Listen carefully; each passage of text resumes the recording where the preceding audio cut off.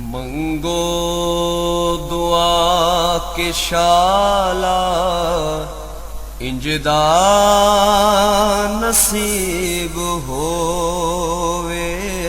मंगो दुआ के शाला इंजदा नसीब होवे। जद आवे मौत मैनू,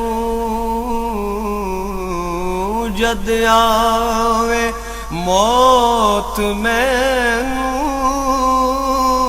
सोना करीब होवे। मंगो दुआ के शाला इंजदा। बिस्मिल्लाहिर्रहमानिर्रहीम। अस्सलाम वालेकुम दोस्तों और बुजुर्गों, नाज़रीन, तुहाडे सामने अगली वीडियो नाल हाज़र हां। तुसीं जिहड़ी देख रहे हो कि एक बतौर तरकारी है और एक कदीम ज़माने तो जी मशहूर है और इसनों इस्तेमाल किया जाता है, जिसका नाम है खुंबी। इन्हूं खुंबी भी कहा जाता है और इस तो इलावा इंग्लिश के मशरूम के नाम से भी काफ़ी मशहूर है और बहुत ही आला चीज़ है। और इस एक चीज़ दिखाता जावां कि एक तो यह चीज़ है खुंबी, जिस तरह तुसीं देख रहे हो, यह बंद देखो, बिल्कुल बंद है। और दूसरी एक ऐ वे,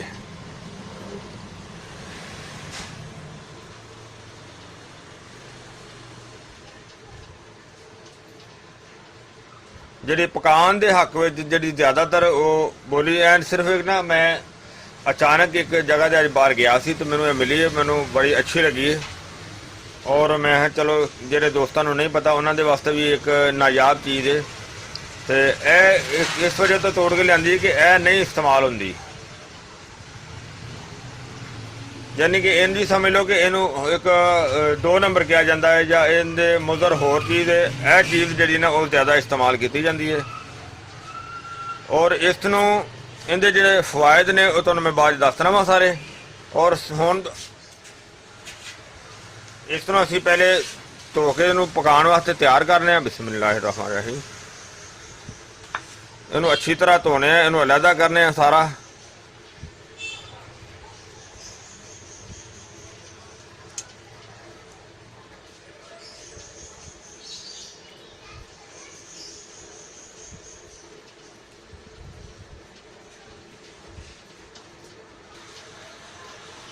हाँ जी, देखो इनू असी साफ कर लिया, माशाल्लाह बहुत ज़बरदस्त होगी, बेहतर होगी। और यह देखो इन्ना ज़्यादा गंद जो निकला मिट्टी तो, यानी कि इनू साफ किया अच्छी तरह। और इनू असी अच्छी तरह हम कट के तो इनू अलहदा करने और इनका मसाला जा तैयार करके फिर मैं तुहानूं दिखाना वा। तैयारी कर ली सारी माशाल्लाह की, असी तैयारी करने पकावन की। बिस्मिल्लाहिर्रहमानिर्रहीम। सब तो पहले असी कुकिंग ऑयल जरा तकरीबन 3 चम्मच, बल्कि 2 चम्मच 2.5 चम्मच के करीब है। और इस दे नाल ही असी चॉपर करके रखा हुआ है प्याज, अदरक, लसन और सब्ज़ मिर्च तकरीबन 2 से 3 अदरक।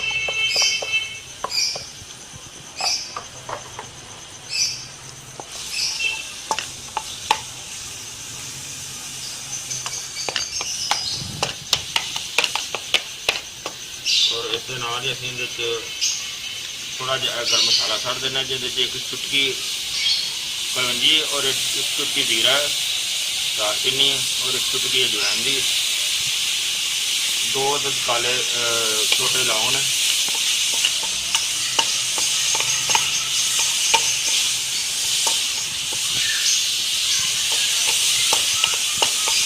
थोड़ा जहा जरा ना ब्राउन हो लेंगे।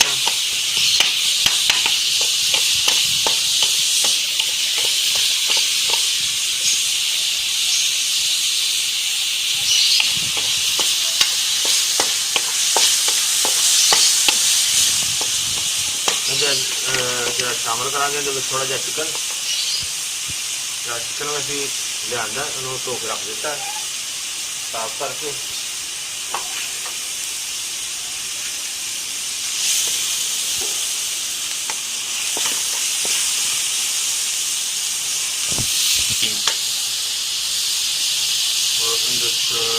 हद जाकर नमक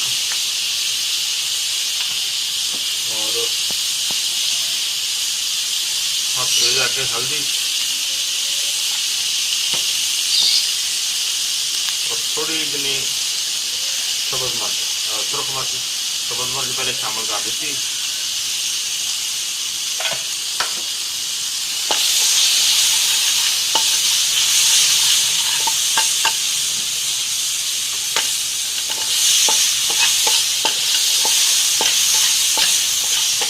और ये डिश बहुत ही वधिया है कि जी काफ़ी बीमारियों वास्ते बहुत ही मुफीद है। और साढ़े दोस्त एक ने रंजीत साहब, वो भी इन्हों का बड़ा जिक्र करते हैं इंडिया के रंजीत साहब, रंजीत सिंह। और इस अलावा साढ़े एक होर दोस्त है ने यूसुफ साहब है ने, यूसुफ जोड़े कि दुबई के होटल च काम करते थे। उन्होंने भी इस चीज़ की बहुत ज़्यादा तारीफ की है। इन्हों हल्का जहा पानी लगाने ताकि मसाला जो साढ़ा अच्छी तरह भुजेगा।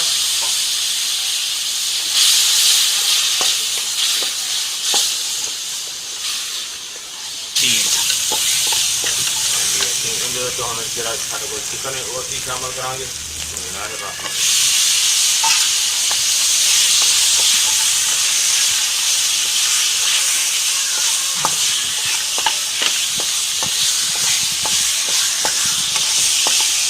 ज़्यादा से ज़्यादा 2 से 3 मिनट पहले चिकन को थोड़ा जहा कर लें।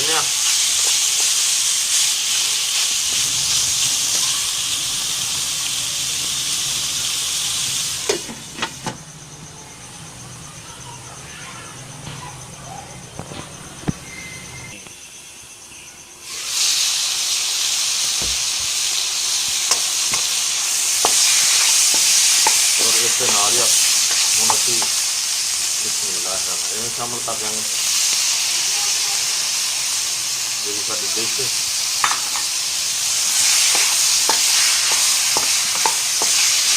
हल्की आने से जो है इसमें ब्राउन करने थोड़ा जहा।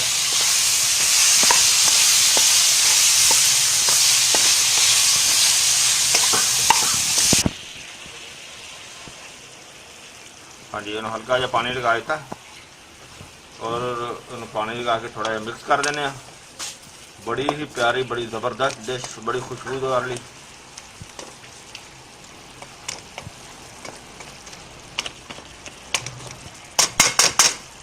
और इन्हों असीं कोई 10 मिनट वास्ते बंद कर देने।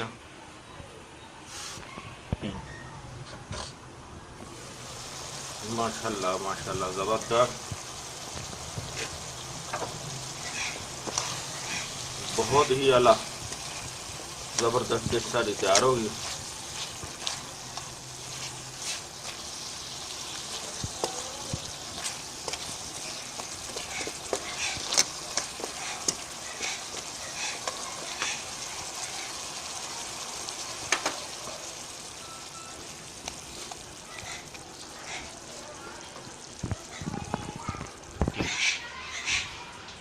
हाँ जी, ये जरा तो मैं दसिया कि बहुत ही आला चीज़ है, ज़बरदस्त चीज़ है। ये शुगर वाले मरीजों वास्ते बहुत ही ज़बरदस्त चीज़ है। इस तरह हड्डियां की ताकत वास्ते बेहतर है, असाब की ताकत वास्ते बेहतरीन चीज़ है।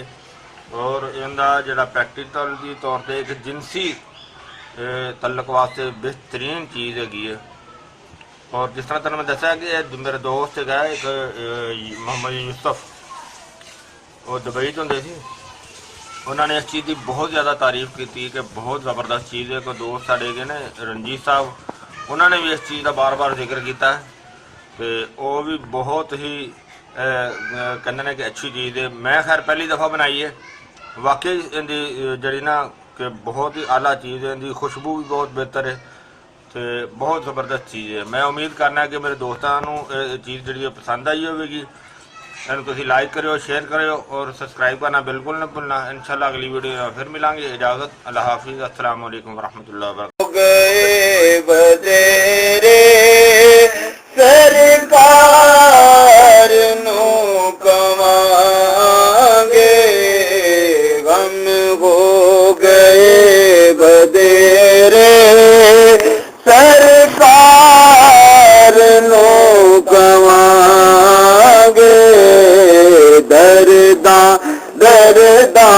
दरदां ने पाए घेरे पाए